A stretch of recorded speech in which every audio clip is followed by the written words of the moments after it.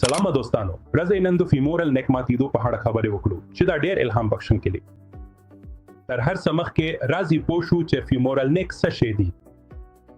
زموږ د ورن د بند جوړښت له دوه برخو څخه جوړ شوی دی.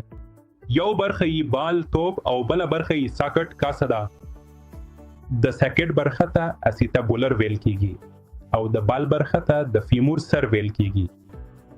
اوس د فیمور له سره چې شروع شي یو غاړه نیک لري چې دا سره نښلوي.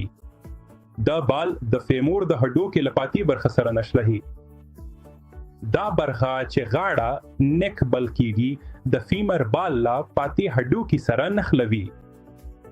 ځینې وختونه د لویدو یا کومې بلې صدمې له امله د فیمور غاړه ماتېدای شي او که چیرې د مناسب وخت تېرېدو وروسته هم دا سره ونه نښلي چې دا ډیره عامه ده. که هډوکي جوړ نشي نو دې ته د فیمور غاړې ماتېدل ویل کیږي. دا یو واري نه دی، دا یو له هغو ننګونو څخه دی چې پیښ کیدی شي ځکه چې د فیمر د دې ماتېدو وروسته د وینې ضعیف جریان شتون لري. اوس دا درز ممکن د ډیرو دلایلو له امله سره یوځای نشي.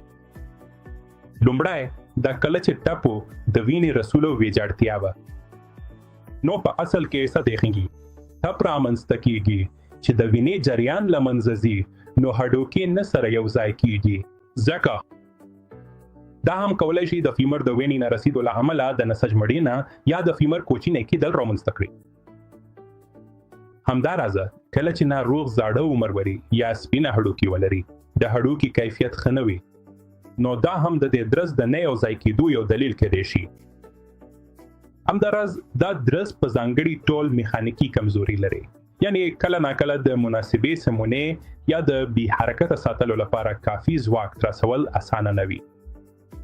دا ممکنه نه ده د جراحی په جریان کې. نو له همدې امله مو وایو که چیرې د مات شوي پښه شتون ولري ناروغ باید د یو څو وخت لپاره په مات شوي پښه وزن ونه اچوي. نو دا ټول عوامل په ناروې کې د نسایي غاړې د ماتېدو سره مرسته کوي. ځینې وختونه هر څه سلی خو که جراحي ناوخته ترسره شي د مثال په توګه د ټپي کېدو څخه تر ساعتونو پورې نو همداراز د فیمور غاړه ممکن سره ونه نښلي ځکه چې په هغه وخت کې د وینې جریان لا د مخه بند شوی وي. همداراز که ناروغ اوږدمهاله سګر څښونکی یا الکول کاروونکی وي یا شکر یا د خوړو کمښت ولري د فیمور غاړه ممکن سره ونښلي. همداراز که څوک سټرایډ کاروي یا د پښتورګو ستونزه لري نو بیا هم د نښلولو ستونزه راونسته کیږي. نو عموما ناروغ د مات شوي ځای په سیمه کې د دوه مرودره درد سره مراجعه کوي. کله کله پکې اوډولې وي او کله کله ناروغ نشي کولی چې د متاثره پښې وزن برداشت کړي. ځینې وخت د پښې لنډوال هم رامنځته کیږي، یعنی یوه پښه اوږده وي او بله لنډه. او البته د پښې د پښو بند حرکت کول ډیر دردناک کیږي. په داسې حالاتو کې عموما موږ ایکس ری یا سی ټي سکین کوو تر څو وګورو چې مات شوي ځای سره نښتي که نه. که چیرې مات شوی ځای سره نه وي نښتي او دا خبره په ایکس ری یا سی ټي سکین کې تایید شي نو بیا موږ نور انتظار نه کوو ځکه چې دا ټول حالتونه د فیمر د سر د خرابېدو لامل کیږي. په یوه موده کې او دا به نورې لوې ستونزې رامنځته کړي. نو عموما په داسې حالاتو کې موږ جراحي ته ځو چیرته چې د ماته شوي هډه بدلولی شو. عموما که ناروغ ځوان وي موږ د ټوله هپ بدلون ټوټل هپ ریپلیسمنټ جراحي کوو چې پکې د ګولي برخه بدلوو، همدارنګه د سر د ساکټ برخه. خو که چیرې ناروغ زوري د 17 کلونو یا نزدیکې 15 کلونو عمر ولري نو موږ کولی شو د هپ نم بدلولو سره خلاص شو.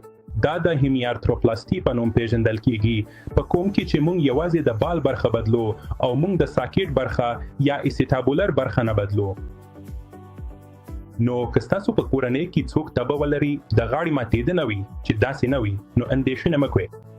د دې ستونزې د حل لارې شته. تاسو باید خپل ارتوپیډیک ډاکټر ته فشار ورکړئ، مشوره ورسره وکړئ او هر بله لاره چې مخکې وي هغه به یې ارزښت ورکړي. ټولو ته نیکې هیلې.